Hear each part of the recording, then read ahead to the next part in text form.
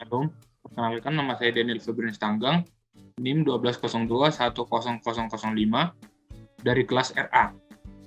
Kali ini saya akan mempresentasikan tugas mekanika tanah 1. Proses pembentukan bumi dan patahan. Proses pembentukan muka bumi disebut juga dengan proses geologis. Proses ini terdiri dari dua macam, yaitu proses dari dalam atau endogen, dan proses dari luar yaitu eksogen. Kedua proses inilah yang membentuk muka bumi tidak rata. Berikut penjelasan dari kedua proses tersebut. Yang pertama ada proses endogen.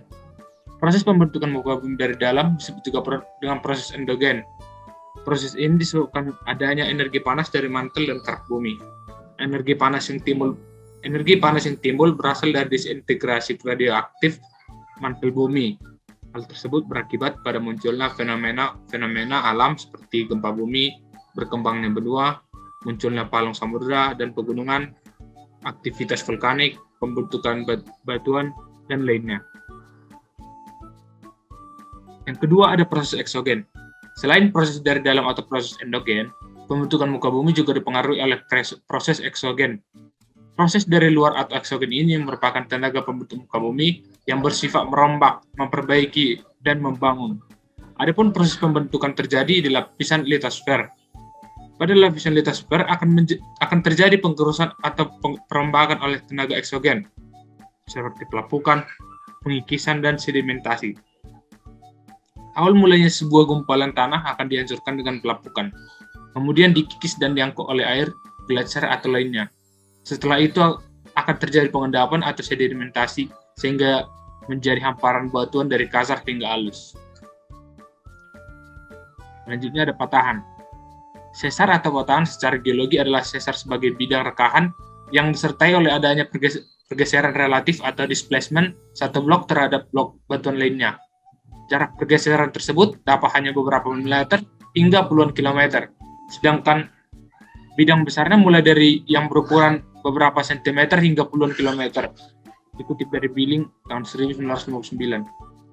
Sesar dengan ukuran besar terjadi akibat gaya tektonik yang ditimbulkan saat terjadinya pergerakan lempeng seperti zona subduksi pada pertemuan dua lempeng tektonik.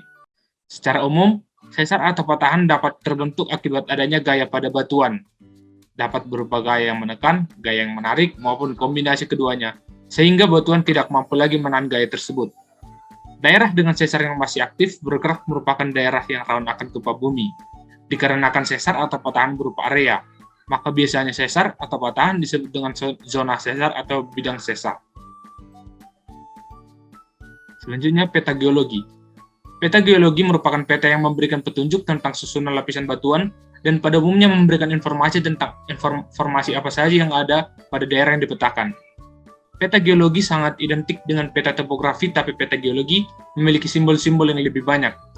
Peta geologi terbagi menjadi beberapa macam, yaitu pertama ada peta geologi permukaan atau surface geological map, yaitu peta yang memberikan berbagai informasi geologi yang langsung terletak di bawah permukaan. Skala peta ini bervariasi antara 1:50.000 hingga lebih besar dari itu. Peta jenis ini bermanfaat untuk menentukan lokasi bahan bangunan, drainase, pencarian sumber air, dan pembuatan jalan. Yang kedua ada peta singkapan atau outcrop map, yaitu peta yang umumnya berskala besar dan mencantumkan lokasi ditemukannya batuan padat. Peta ini dapat memberikan sejumlah keterangan dari pemboran beserta sifat batuan dan kondisi strukturalnya. Peta ini digunakan untuk menentukan lokasi keterdapatan batuan tertentu.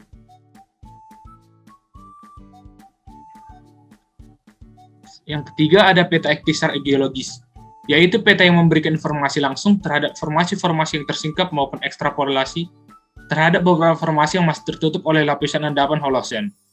Yang keempat ada peta struktur, yaitu peta dengan garis-garis kedalaman yang dikonstruksikan pada permukaan sebuah lapisan tertentu yang berada di bawah permukaan.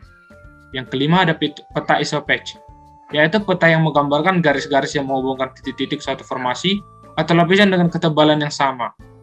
Dalam peta ini tidak ditemukan konfigurasi struktural.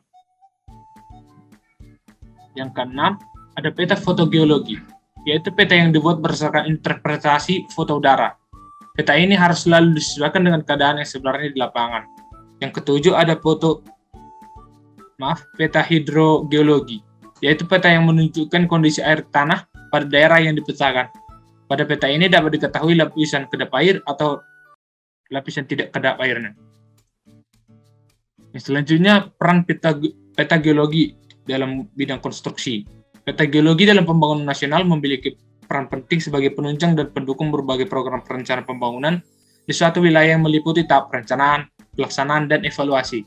Semua informasi dari peta geologi yang menyajikan berbagai informasi berupa jenis dan sebaran batuan, struktur, morfologi, dan kemiringan lereng, kerentanan tanah, dan runtunan variasi batuan sangat diperlukan terutama dalam pengambilan keputusan layak tidaknya suatu wilayah bagi peruntukan yang diinginkan, terutama untuk bidang konstruksi.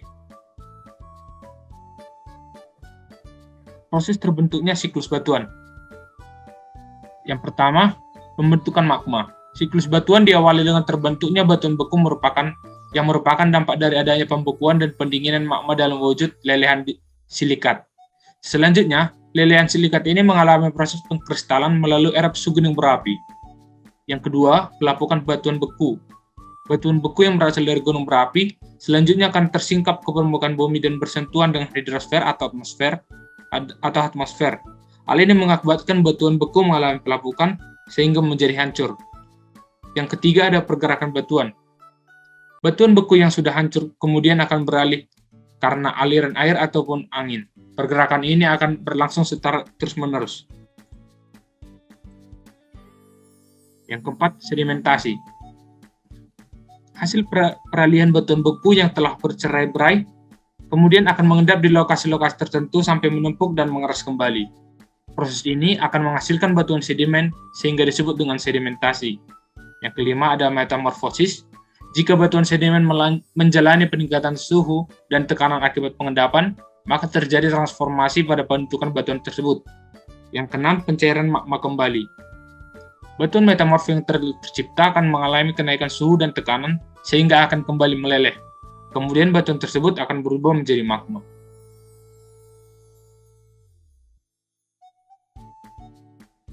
Jenis-jenis batuan. Yang pertama ada batuan beku. Batuan beku terjadi karena adanya magma membeku akibat proses pendinginan. Batuan beku dibedakan menjadi batuan beku dalam, batuan beku korok, dan batuan beku luar. Yang kedua ada batuan sedimen. Batuan sedimen ialah batuan beku yang telah mengalami pendinginan magma dan selanjutnya akan melewati proses pengerjaan oleh tenaga eksogen, makhluk hidup beserta zat-zat kimia. Yang ketiga ada batuan metamorf. Batuan ini tercipta dari batuan beku atau sedimen yang sifatnya sudah berubah akibat adanya tekanan, suhu tinggi, ataupun pencampuran batu lain. Batuan metamorf terbagi menjadi 3 jenis, yaitu metamorf dinamo, metamorf kontak, dan metamorf pneumatolik. Mineral yang terkandung dalam batuan. Itu ada berbagai mineral. Yang pertama, olivin.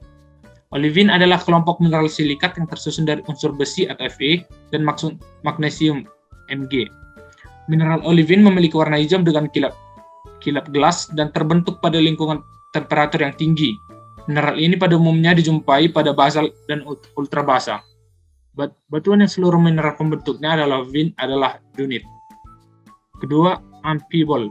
Amphibol adalah kelompok mineral silikat yang berstruktur prismatik atau kristal yang menyerupai jarum. Mineral amphibol umumnya mengandung besi, magnesium, kalsium, dan aluminium. Dan ada silika dan oksigen juga.